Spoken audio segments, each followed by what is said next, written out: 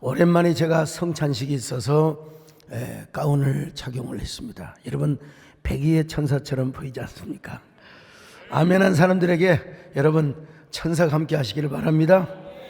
주의 영이 함께 하시기를 바랍니다.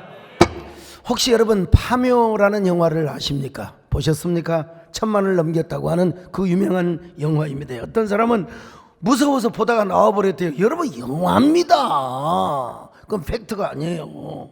말도 안 되는 비현실 이야기를 오컬트적 장르로 그럴싸하게 만들어 놓은 영화지.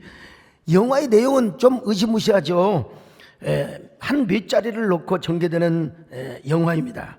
강원도 깊은 산속에 있는 어디서 그런 길을 발견했는지, 그런 무덤을 발견했는지, 아무튼 그 깊은 산 언덕배기에 있는 그 묘를 파는 그런 이야기입니다. 그런데 풍수사인 김상덕이가 몇 자리가 너무 험지고 악지여서 이거 잘못됐다가 줄줄이 초상을 입게 된다. 그래 겁이 나서 벌벌 떠는데 신세대 연무당, 아주 젊은 여자 무당이 구슬하면서 하면 되잖아 알면서 말이야. 그래갖고 설득을 해가지고 이제 구슬하면서 파묘를 합니다. 아닌 게 아니라 그 땅은 극지였고 악지였습니다. 묘 속에 숨어있던 일본의 도깨비가 정령으로 나타나 있을 수 없는 얘기. 영화니까 그런 거죠. 근데 그냥 세상에 뭐 많은 분들이 그랬다고 하더라도 이렇게 봤다고 하더라도 이렇게 봤다고 하더라도 국가대표 공인 8단도 이렇게 봤대요.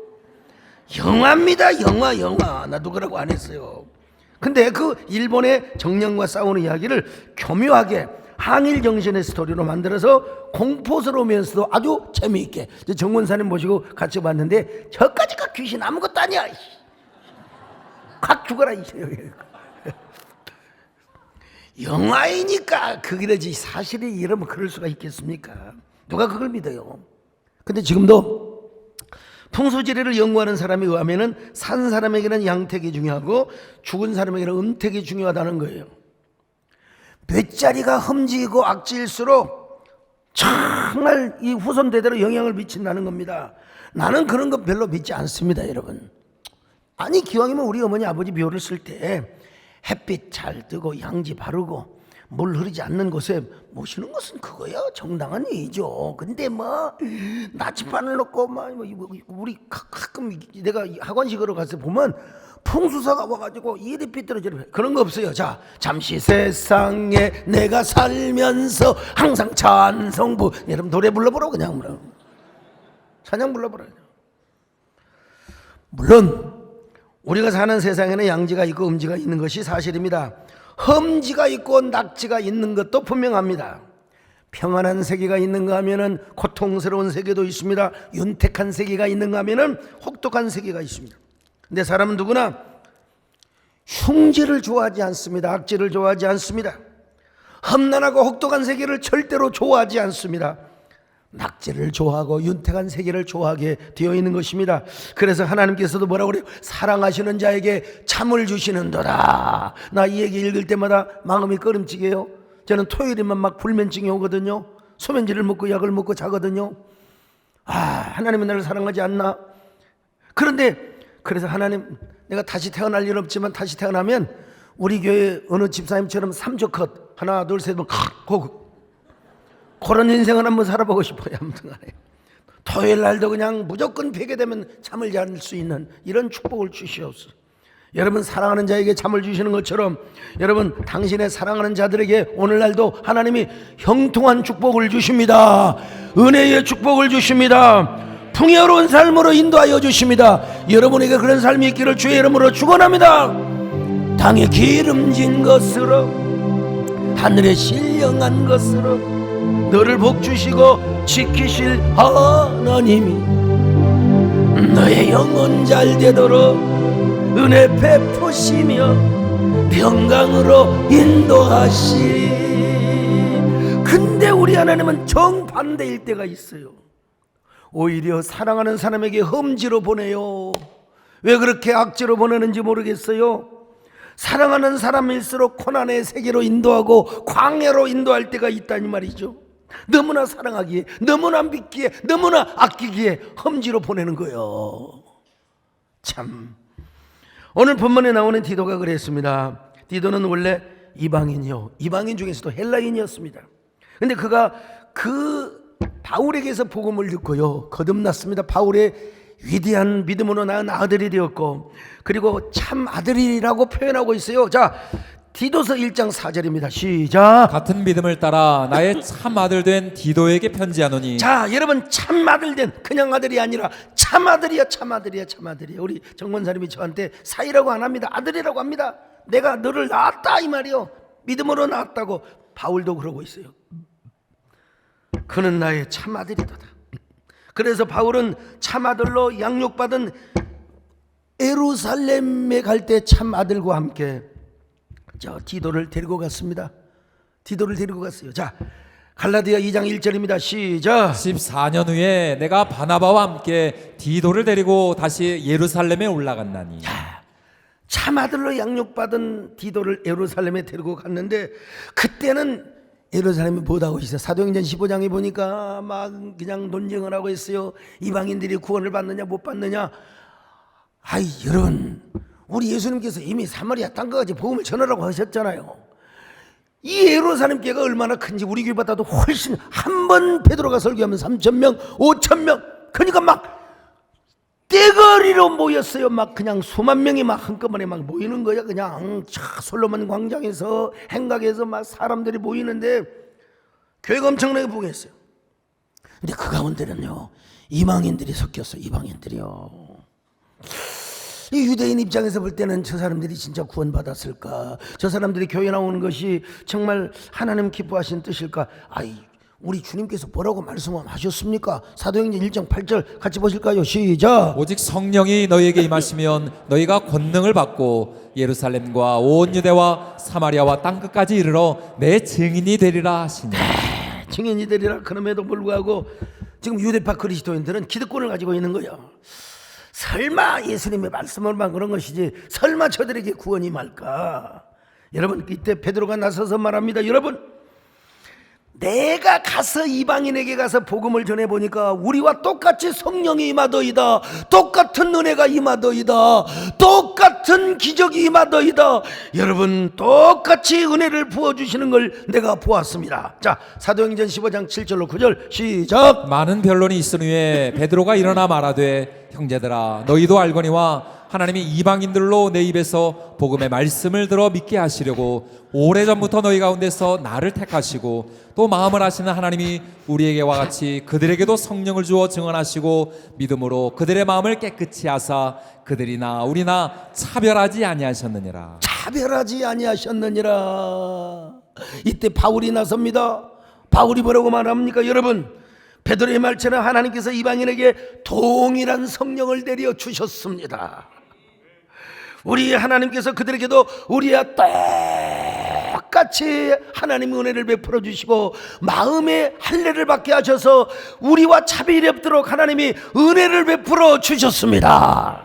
자, 한번 15장 12절을 보십니다. 시작. 온 무리가 가만히 있어 바나바와 바울이 하나님께서 자기들로 말미암아 이방인 중에서 행하신 표적과 기사에 관하여 말하는 것을 듣더니. 자, 보세요. 그럼에도 불구하고 유대파 그리스도인들이 얼마나 여러분 찜찜하게 생각했을까요? 이때 성경에 자세하게 나오지는 않았지만 아마 모르긴 몰라도 틀림없이 디도를 내세웠을 겁니다. 여러분, 이 디도를 보십시오. 이 사람은 이방 사람입니다. 할례받지 않는 사람입니다. 헬라 사람입니다. 근데 그가 예수 믿고 엄청난 은혜를 받았습니다. 얼마나 이 사람을 통해서 영혼 구원의 열매를 맺은 줄 아십니까? 이 사람이 어떻게 하나님의 제자가 되고 하나님의 사도가 되고 하나님의 거룩한 그 일꾼이 되고 통역자가 된 줄 아십니까? 그러면서 디도는 이방인의 구원의 열매의 모델이라고 아마 내세웠을 것도 남았을 겁니다, 여러분. 그러면서 디도를 이렇게 소개합니다. 그러자 마침내 예루살렘 교회 히브리파 유대인들이 마음에 감동을 받았어요. 그래가지고 이제 이방인의 출석을 쿨하게 허용을 해준 겁니다. 이 디도로 말미암아, 바울과 베드로의 그 변명으로 말미암아. 그만큼 디도는 하나님과 바울의 사랑을 독차지했던 사람입니다. 디도는 그뿐 아니라 바울이 고린도 교회를 향하여 눈물로 쓴 편지를 전달했어요. 눈물로 쓴 편지를 전달했어요.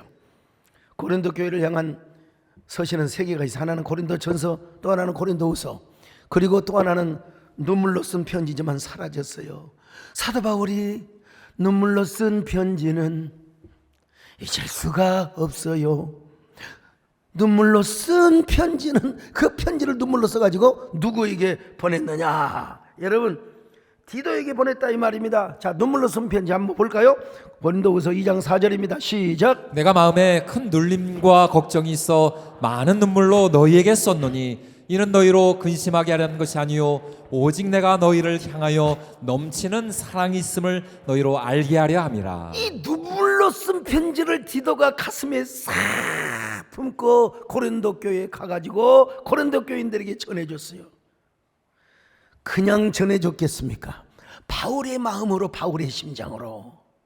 여러분, 이 디도는 굉장히 가마력 있고 웅변력 있고 스피치, 뭐라고 할까요? 호소력이 있는 사람이에요. 똑같은 시, 똑같은 연설문도 누가 낭독하느냐에 따라 달려 있는 겁니다. 여러분, 아주 감성과 성령의 감동을 가지고 호소력 있는 소리로 아마 고린도 교인들에게 바울의 편지를 낭독해 주었을 것입니다. 아이고, 그러자 고린도 교인들이 어느 정도 감동을 받아가지고 바울에게 기쁜 낭보의 소식을 가져왔어요. 야, 이걸 보고요, 이걸 보고 바울이 참 디도 대단하다. 내가 너한테 정말 귀한 일을 맡기마. 그 일이 뭐냐? 고린도 교회 가서 이제는 예루살렘 교회가 막 기근이 있고 막 그냥 아주 그냥 재난이 있었거든요. 우리 모교회를 돕자. 모교회를 돕자. 예. 여러분, 우리 서울로 말하면 130년, 140년에 세워진 그런 교회가 막 어려움을 당했다. 그러면 우리 교회가 지금 헌금을 하자는 거예요. 그 일을 누가 맡았느냐? 누구에게 맡겼느냐? 디도에게 맡겨준 것입니다. 자, 고린도후서 8장 16절로 17절을 봅니다. 시작. 너희를 위하여 같은 간절함을 디도의 마음에도 주시는 하나님께 감사하노니 그가 권함을 받고 더욱 간절함으로 자원하여 너희에게 나아갔고. 여러분, 그 일을 맡겼더니 디도가 얼마나 또 능력이 많든지 세상에 헌금을 막 넘치게 거둬들였습니다. 여러분, 사람들에게 헌금을 하도록 하는 게 쉬운 줄 아십니까? 더구나 시험 든 교회, 시험 든 사람한테 11조도 똑바로 하시오. 왜 그렇게 인색에 빠졌어? 똑바로 하시오. 맨날 자기만 목근형만 알고 자기 자식만 알고 그러면 시험 들어요. 우리 정원사님은 막 하고 싶어갖고, 정원사님 그러시면 안 됩니다. 내 자녀도 시험 들어요 그러면. 근데 디도는 얼마나 능력이 있었든지 세상에 고린도 교회에서 풍성한 연보를, 그러니까 디도는 대단한 사람이에요. 요 고린도 교회 영향을 받아가지고 마게도냐 성도들은요, 극심한 가난 속에서, 요즘 불경기라고 하는데 극심한 가난 속에서 풍성한 연보를, 그러니까 우리 교회가 잘 되면 이웃 교회도 잘 되는 놀라운 영향력이 있기를 바라겠습니다. 할렐루야. 자, 고린도후서 8장 2절입니다. 시작. 환난의 많은 시련 가운데서 그들의 넘치는 기쁨과 극심한 가난이 그들의 풍성한 연보를 넘치도록 하게 하였느니라. 많은 시련 가운데 극심한 가난 속에서도 풍성한 연보를 드리게 했다는 것입니다. 그뿐입니까? 힘에 지나도록 했어요. 자, 고린도후서 8장 3절 시작. 내가 증언하노니 그들이 힘대로 할 뿐 아니라 힘에 지나도록 자원하여. 여러분, 정말로 힘에 지나도록 해보셨습니까? 막 억압이 오고 막 압박이 올 정도로 말이요, 극심한 가난 속에서 여러분 헌신의 꽃을 피워보셨습니까? 이 디도의 영향력이요. 여러분도 자원하는 마음을 가지시기를 바랍니다. 여러분, 극심한 가난 속에서도 여러분 디도의 영향을 받은 저 마게도냐야, 아니 고린도 교회 성도들처럼 언제나 창의적 헌신을 할 수 있기를 바랍니다. 스스로 자원하여 우러나서 자원제를 드릴 수 있기를 바랍니다. 이러려면 은혜가 있어야 돼요. 여러분, 안 돼요. 내 능력으로 안 돼요. 빡빡해서 안 돼. 힘들어요. 헌금 가져와 놓고 화장실에 가서 다시 집어넣어버려. 그냥 화장실에 가서 일부 빼버려. 또 그냥 이게 은혜가 있어야 된대. 은혜. 할렐루야. 내 주 예수 주신 은혜 하늘큰 마 내 주 잊어간 것 다 드리니 주 예수여 내 정성을 받으소서.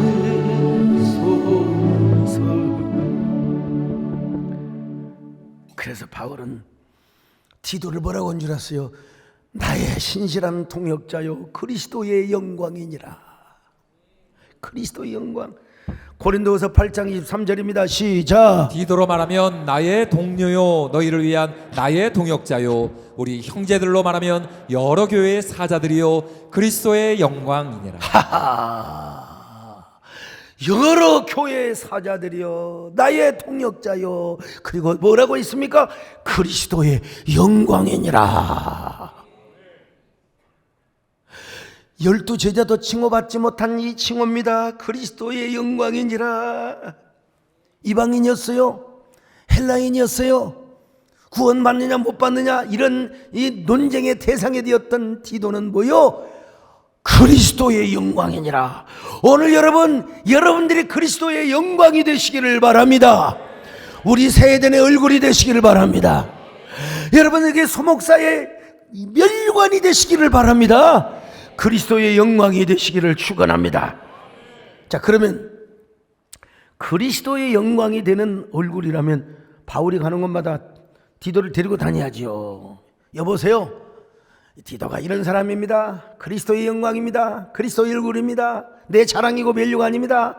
이렇게 해야 될 텐데, 아니 하필이면 그리데라고 하는 섬에다가 딱 남겨뒀어요. 그레데, 오늘날로 말하면 크레타라고 하는 섬인데요, 이 그리스 반도 남동쪽 약 100여 킬로에 위치한 아주 큰 섬입니다. 여기에 어떻게 복음이 전해되냐? 오순절 성령 강림절에 그레데의 사람들이 마가다락방에 왔어. 갖고 막 은혜를 받아버렸어. 성령 받아버렸어요. 자, 사도행전 2장 11절입니다. 시작. 그레데인과 아라비아인들이라 우리가 다 우리의 각 언어로 하나님의 큰 일을 수많은 족속 중에 그레데라는 말이 나와요. 그레데 사람들이 와서 복음을 받고 가서 복음을 전한 거예요. 바울이 로마 감옥에서 1차로 석방된 후에 바울은 디도와 함께 이곳에 가서 복음을 또 전했다고 전해집니다. 근데 무슨 일인지는 몰라도 바울은 다시 로마로 돌아갔고 디도를 그레데에다가 그대로 남겨두고 떠났다는 것입니다. 디도서 1장 5절 같이 봅니다. 시작. 내가 너를 그레데에 남겨둔 이유는 남은 일을 정리하고 내가 명한 대로 각성의 장로들을 세우게 하려 함이니. 각성의 장로들을 세우려 함이니라. 예. 그리고 또 뭡니까? 남은 일을 정리하고. 두 가지 이유예요. 근데 여러분, 그레데가 어떤 섬이라는 걸 알아야 돼. 그레데라는 말은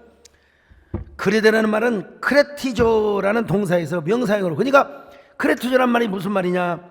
거짓말하다, 사기치다, 그냥 도둑질하다, 이런 뜻이에요.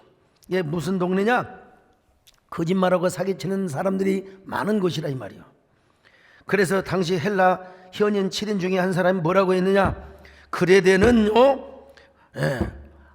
이런 표현을 해서 아무개는 그레데인처럼 거짓말을 하다. 아무개는 그레데인처럼 거짓말하다. 에피베네데스라고 하는 사람이 그의 저서에 쓴. 그러니까 그레데는 그렇게 거짓말 많이 하고 거짓말 사기치고. 옛날에 여러분 전철역에서, 옛날에 기차역전에서 쓰리꾼들 많았잖아요. 쓰리꾼들요. 아이고 잘 있었어? 하는 순간에 가방이 없어져 버려. 여러분 서울역 앞에 많았습니다. 용산역 앞에. 요즘은 이제 그놈의 그 도깨비 같은 CCTV가 있어서 그런지도 잘 못하지만 옛날엔 많았습니다. 여러분 쓰리꾼들 기차역에서 싹. 오늘날도 이 그레데라고 하는 것은 어떤 의미를 갖고 있느냐? 욕망이 가득한 사람, 쓰리꾼들, 사기꾼들, 이 도적질하는 사람들이 자기 탐욕을 위해서 아주 그냥 사기치는 사람들이 많이 살고 있는 곳이라 이렇게 이해하면 돼요. 우리나라도 이런 지방의 그 지역의 특색을 따라서 이름을 짓잖아요. 냉천동. 찬물 졸고 있는 사람에게 찬물 확 찌그러버리면 눈을 확 떠버리잖아요. 냉천동. 네. 부산에 온천동이 있어요. 따뜻한 물이 나니까 온천동. 예. 추운 사람은 온천물 딱 찌그러면 아이고 뜨뜻하다. 우리가 사는 축제는요, 여러분 뭐 분당도 있고 다 하지만 축제는 대나무 밭이 많았다는 거예요. 대나무 밭이. 지금도 우리 교회 뒷산에 가면 대나무가 축이 있어요. 여러분. 더구나 그레데는 5.15파라고 하는 여신을 중심으로 온갖 미신과 우상문화가 가득한 것입니다. 그런데 바울이 디도를 이런 그레데에다 남겨두었다 이 말이죠. 야속하지 않습니까? 사랑하는 사람을 데리고 다녀야지. 사랑하는 사람과 동행해야지. 아무리 험난한 여행도 아무리 고독한 여행도 사랑하는 사람과 같이 하면 외롭지 않는데 왜 거기다 남겨두었을까? 이유는 뭘까요? 하나님의 사람으로 단련한 후에 남은 일을 정리하고 부족한 일을 보충하고 모자란 것을 보충하고 그리고 하나님이 주신 교회를 세우기 위해서 오늘 본문의 디도도 마찬가지입니다. 바울이 디도를 그레데라는 험지에 남기는 이유는 딱 두 가지였어요. 남은 일을 정리하고 각 성마다 장로를 세우려고 교회를 세우려고 리더십을 세우려고. 자, 디도서 1장 5절을 같이 봅니다. 시작. 내가 너를 그레데에 남겨둔 이유는 남은 일을 정리하고 내가 명한 대로 각 성의 장로들을 세우게 하려 함이니. 남은 일이 뭘까요? 저도 몰라요. 아마 분명히 문제가 있어.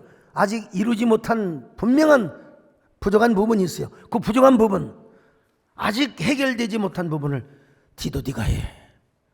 야, 바울에게 아주 충직한 일꾼으로 인정받은 사람이에요. 인정받은 사람. 또 하나 이유가 있어요. 각 성의 장로들을 세우려 함이라. 다시 말하면 장로의 리더십, 오늘날 교회 목회자의 리더십을 세우라는 것입니다. 지도자를 세우라는 것. 이걸 한마디로 표현하면 처치 플랜팅. 교회 세움을 반드시 이루고 오라는 겁니다. 여러분, 창세기에서부터 요한계시록까지 하나님의 최고의 관심이 어디에 있습니까? 밑집이야. 제단에 있습니다. 예배에 있습니다. 교회에 있습니다. 하나님 나라에 있습니다. 여러분, 교회의 세움. 그러니까 처치 플랜팅이란 말은 뭐 건물만 세우고 뭐 사람만 모이게 하는 것이 아니라 하나님의 절대 주권과 하나님의 경륜과 하나님의 비밀과 하나님의 보화와 하나님의 진리와 하나님의 생명과 하나님의 다스림이 지배하고 통치하는 공동체입니다. 여러분, 선택된 백성들의 총화라 이 말입니다. 교회가. 그래서 사도 바울은 이런 교회를 세우라고 하는 거예요. 그런 의미에서 에베소서에서 이렇게 말씀하고 있습니다. 자, 에베소 4장 12절 시작. 이는 성도를 온전하게 하여 봉사의 일을 하게 하며 그리스도의 몸을 세우려 하심이라. 그리스도의 몸을 세우게 하리라 하십니다. 디도는 바울의 제자였고 또 처치 플랜팅이 무엇인가를 다 알고 있었던 사람입니다. 그리스도의 몸을 세우게 하려 함이라. 성도를 온전하게 하며 그리스도의 몸을 세우게 하려 함이라. 저는 좀 우려스러운 마음이 들 때가 있습니다. 코로나 이후에 너무 교회가 레디컬하게 변화되고 있지 않는가 이런 생각을 해요. 물론 여러분 변해야 되지요. 당연히 교회는 시대를 따라잡아야 되겠죠. 그러나 은근하게 신팬덤 처치 운동을 하는 것을 제가 몹시 우려스럽게 바라보는 사람입니다. 교묘하게 전통적인 교리나 신학 그리고 교회의 정체성을 은근하게 부인하려고 해요. 그 참 하나님 중심 사역보다는 휴먼 중심, 인간 중심, 청중 중심, 예수님 추종자에서 청중 팬덤으로 그리고 자기 팬덤으로 이끌어가는 걸 봐요. 여러분 오래 못 갑니다.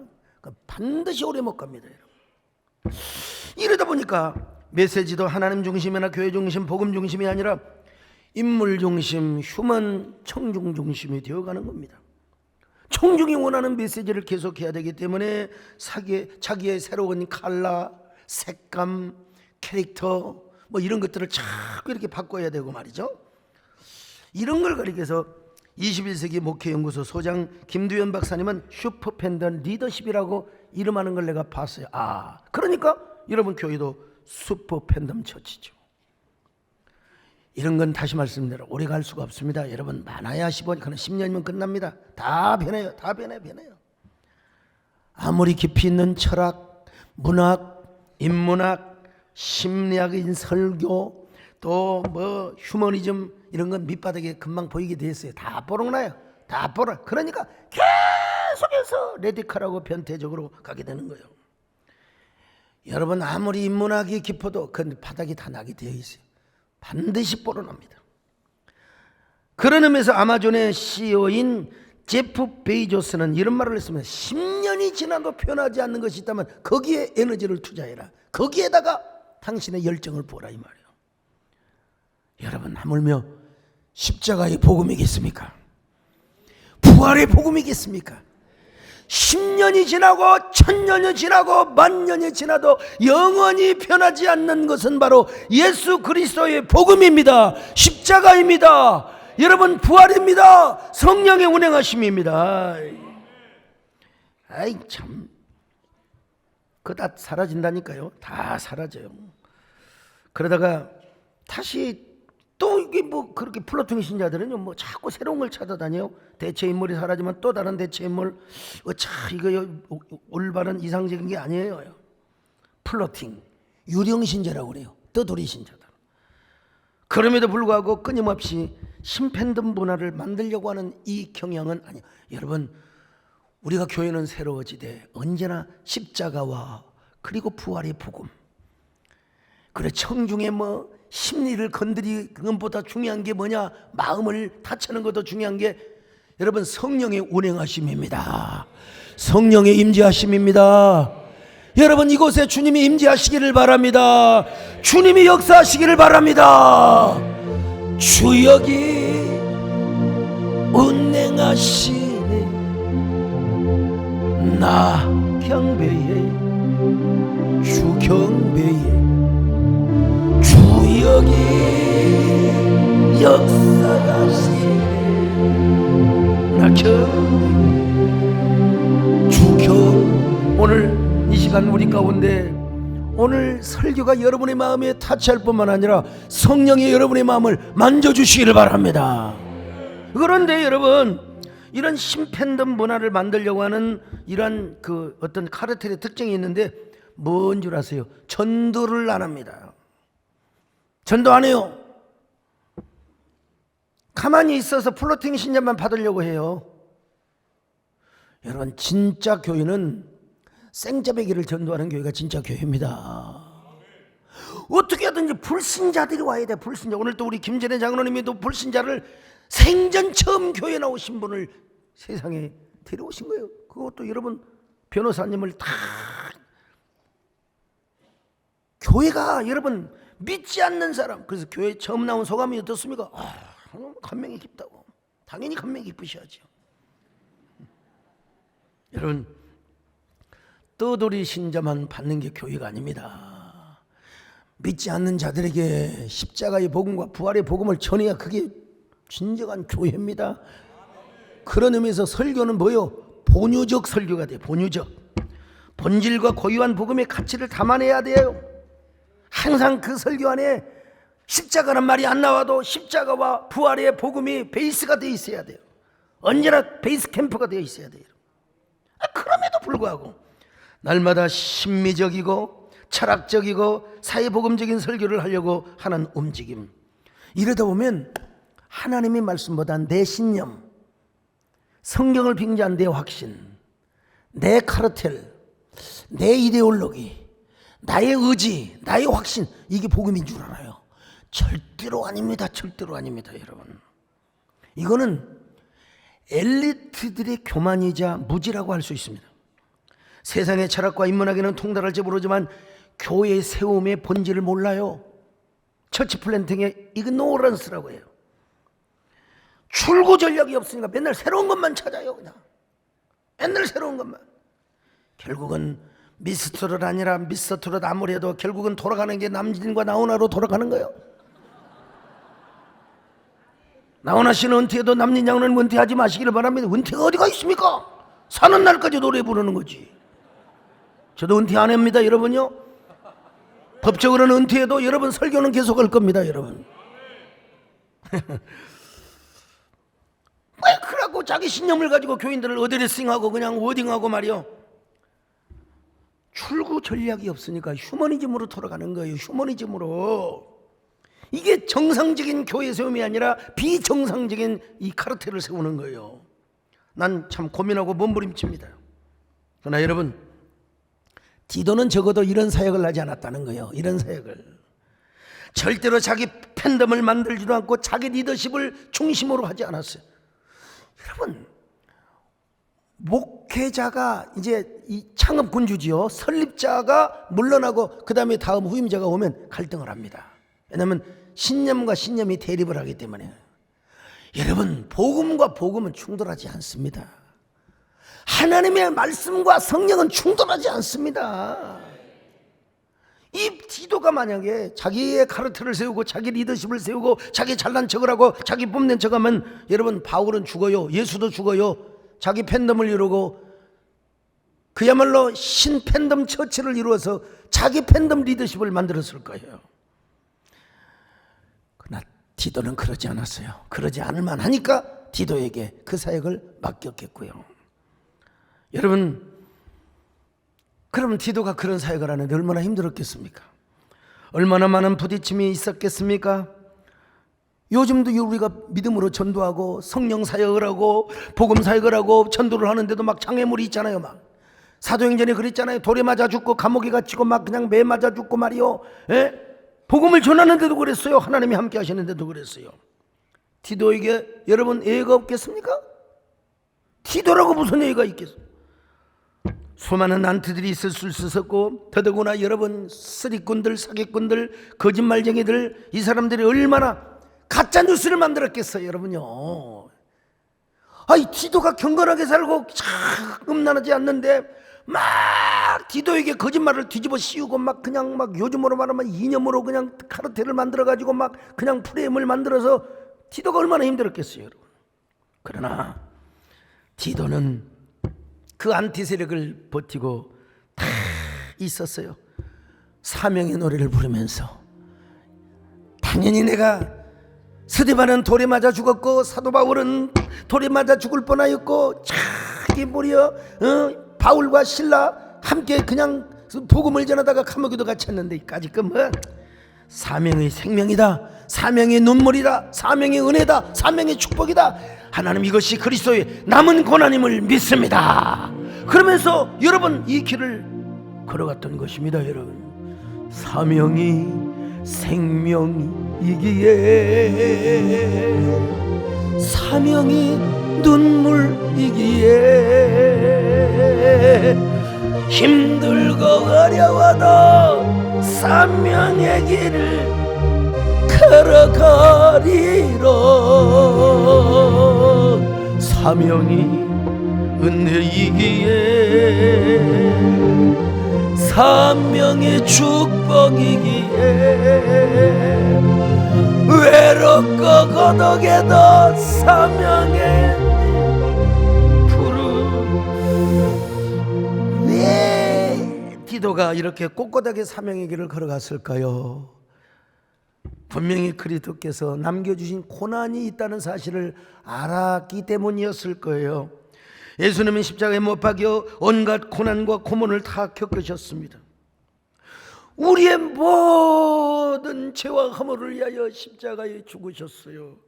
그리고 나서 그 남은 고난을 우리에게 남겨두셨거든요. 이걸 아마 바울로부터 많이 들었을 거예요. 골로새서 1장 24절 시작. 나는 이제 너희를 위하여 받는 괴로움을 기뻐하고 그리스도의 남은 고난을 그의 몸된 교회를 위하여 내 육체에 채우노라. 남은 고난이 있어요. 이걸 디도가 모를 리가 있나? 바울에게 억수로 많이 들었겠죠. 바울은 디도에게 아마 이런 얘기를 많이 계속 했을 거예요. 디도야, 내가 너를 그레도에 남긴 이유는 바로 나의 부족함 그리고 남은 문제를 해결하기 위함이다. 장로들을 세우기 위함이다. 교회를 세우기 위함이다. 하나님 나라를 확장하기 위함이다.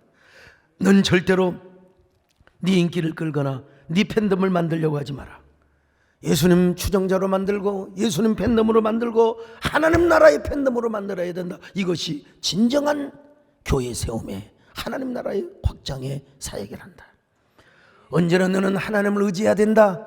너를 의지하면 안 된다. 너에게는 능력이 있고 너에게도 호소력이 있지만 그것 가지고는 안 된다. 하나님의 은혜를 의지해야 된다. 교회를 세우면서 여러 가지 거짓 뉴스, 인포데믹 가짜 뉴스가 있어도 이 거짓말쟁이들이 얼마나 많아. 그래도 너 묵묵하게 그리스도의 남은 고난으로 알고 이 길을 걸어가야 된다. 여러분, 바울이 사랑하는 디도에게 이 말을 남겨놓고 그레데에 남겨둔 것처럼 하나님도 사랑할수록 우리를 험지로 보낼 때가 있습니다. 이유는 무엇입니까? 바로 교회 세움을 감당하기 위해서, 그리고 우리를 온전한 사람으로 만들기 위해서. 여러분, 사랑하는 사람에게 악지에 남겨둘 때가 있습니다. 복음을 위하여 당하는 고난, 여러분 하나님의 나라를 위하여 일하면서 당하는 그 모든 핍박, 이거 그리스도의 남은 고난이라는 사실을 아시기를 바랍니다. 뭐 전도로 가는데 환영해 준 사람이 어디 있어요? 다 시치 밑에 그 저 미친 사람, 아이고. 그럴 때 그래, 내가 그리스도의 남은 고난을 당하는 거지. 그리스도의 남은 고난을 당하는 것이지. 여러분, 그러나 우리 예수님은 우리에게 남은 고난만 주신 것이 아니에요. 예수님은 십자가에 죽으셨지만 여러분 3일 후에 부활하셨습니다. 이 부활하심을 믿어야 돼요. 여러분, 그냥 고난이 아니라, 그냥 죽음이 아니라 죽음을 죽음되게 하고 죽음을 헛되게 하고 죽음을 폐지하고 죽음을 완전히 죽음되게 하는 의미 있는 죽음이요, 가치 있는 죽음이요, 그리고 그 죽음을 이기고 부활하신 주님. 할렐루야. 이런 복음을 전하는데요, 무덤에서 다시 사흘 만에 부활하셨습니다. 얼마나 감사합니까? 하나님 우리를 사랑하시기 때문에 험지로 보낼 때가 있어요. 악지로 보낼 때가 있어요. 우리 교구도 보면은 꼭 좋은 교구 가면 가려고 그래요. 저 멀리 있는 동탄이나 저쪽에 있는 성남, 거기는 안 가려고 그래요. 사랑할수록 험지로 보낸다. 이걸 알아야죠. 여러분, 저 보세요. 제가 만약에 화순 폐감교회 가서 고생도 하나도 안 하고 돈이 억수로 많은 여자하고 결혼을 해가지고, 진짜 돈밖에 자랑할 것 없는 여자하고 결혼해갖고 우리 장모님 장인어른이 돈이 그냥 수조 원이 돼가지고 아예 어이 소서방, 기왕이 목회를 하려면 어디서 뭐 지하실을 개척을 한가, 이 사람아. 땅 사가지고 내가 예배당 하나 지어줄라네.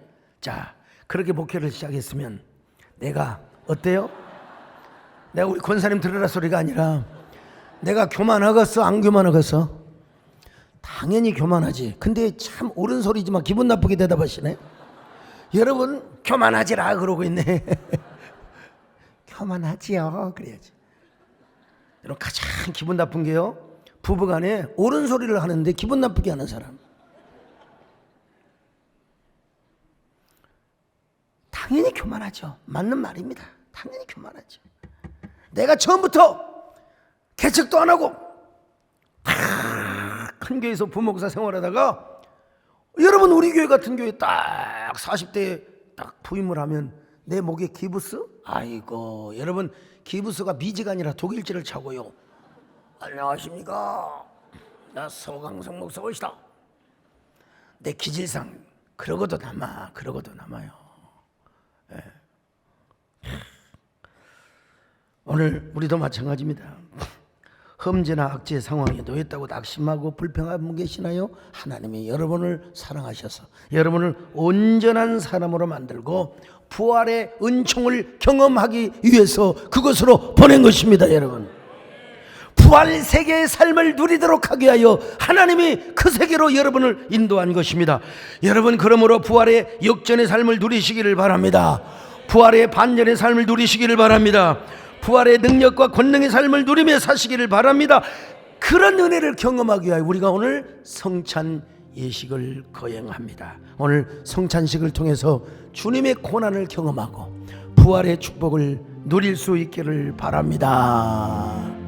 주 달려 죽은 십자가 우리가 생각할 때에 세상에 속한 욕심을 헛된 줄 알고 버리네. 여러분, 예수님은 유월절을 만찬을 하면서 유월절 예식 대신에 당신의 성만찬 예식을 제정해 주셨습니다. 그래서 우리는 유월절을 지키지 않고 예수님의 성만찬을 계속해서 이어 행하고 있습니다. 예수님께서 제자들에게 떡을 주시며 가라사대 이는 내 몸이요 살이라고 하셨어요. 예수님께서 잔을 주시며 가라사대 이는 내 몸의 피라고 말씀하셨습니다. 오늘 우리가 믿음으로 이 귀한 떡을 받으면 주님의 살을 먹는 것이고, 우리가 믿음으로 잔을 받으면 그 잔은 주님의 피가 되어서 우리 마음속에 큰 증거가 될 것입니다.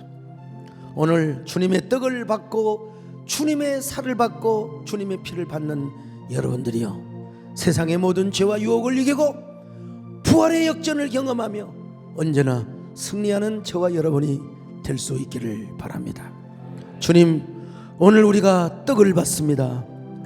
마른 떡이지만 주님의 살이라고 생각하며 쉽게 하여 주시고, 포도주 즙이지만 주님의 피라고 여기며 믿음으로 받는 사람은 주님의 살을 먹고 주님의 피를 먹는 사람입니다. 우리 모두 주님의 살을 먹고 주님의 피를 먹음으로 우리 하나님께 영광을 돌리고 세상의 죄를 이기며 부활의 역전을 경험하는 저희들 되게 하여 주시옵소서. 예수님 이름으로 기도 올리옵나이다. 오늘 여러분, 이 떡은 그리고 이 잔은 마음속에 예수님을 확실하게 영접해야 받을 수 있습니다. 오늘 예수님을 마음속으로 영접하지 않는 분은 이것을 떡을 헛되게 하고 잔을 무의미하게 만드는 것입니다. 예수님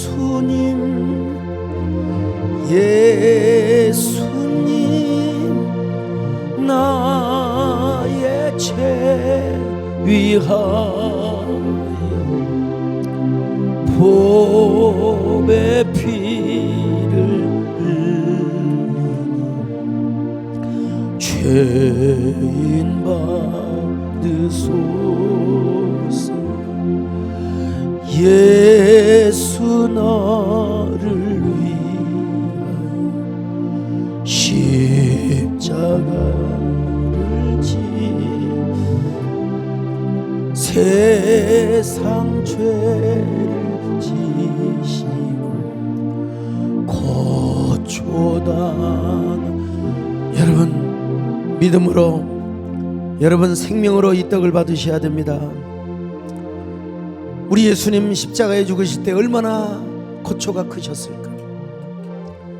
예수님 이 땅에 오셔서 33년의 생애를 사시는 것도 우리에게는 너무나 감지덕지 않은데, 십자가에서 당신의 살을 찢기시고 당신의 몸을 찢기시고 온 물과 피를 다 쏟으셨던 그 주님, 얼마나 아프셨을까요? 얼마나 힘드셨을까요?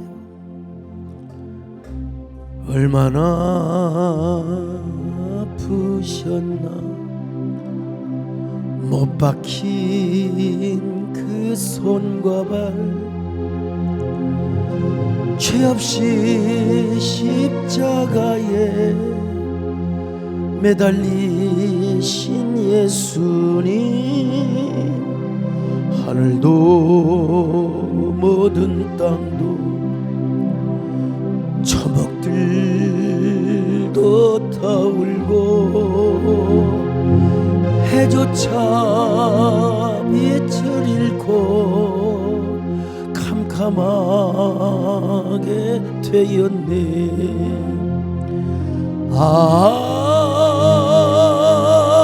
끝없어라 주의 사랑 언제나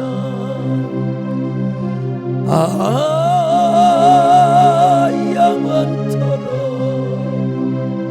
구원의 강물 내가 너희에게 전한 것은 주께 받은 것이니 곧 주 예수께서 잡히시던 밤에 떡을 가지사 축사하시고 떼어 가라사대 이것은 너희를 위하는 내 몸이니 이것을 행하여 나를 기념하라 하시고 식후에 또한 이와 같이 잔을 가지시고 가라사대 이 잔은 내 피로 세운 새 언약이니 이것을 행하여 마실 때마다 나를 기념하라 하셨으니 너희가 이 떡을 먹으며 이 잔을 마실 때마다 주의 죽으심을 오실 때까지 전하는 것이니라.